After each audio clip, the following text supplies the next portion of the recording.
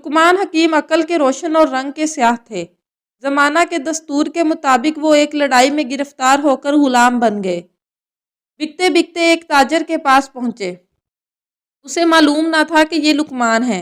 उसने आपको मजदूरी पर लगा दिया। वो आपसे गारा बनाने का काम लेता था। एक दिन ताजर ने अपने सब गुलामों को बाग में मेवा चुनने भेजा। वो सब मेवा चुनकर खा गए और लुकमान का नाम ले दिया। आका बड़ा गुस्सा हुआ।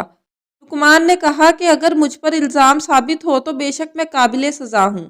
चोरी मालूम करने की एक तजवीज़ मैं बता देता हूँ। अगर आप असल मुजरिमों को पकड़ना चाहें तो इस पर अमल करें। ताजिर ने पूछा, किस तरह?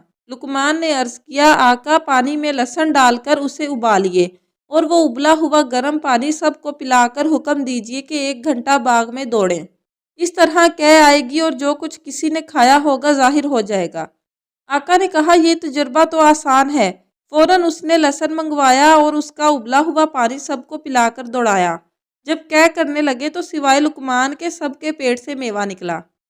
आका ने सब गुलामों को सजा दी और लुकमान से माफ़ी मांगते हुए कहा, मैंने ना समझी से जो आपको ना पहचाना वो मेरी खता थी, उसे माफ़ कर दीजिए। आइंदा घर का सब इंतज़ाम आपके सुपुर्द है।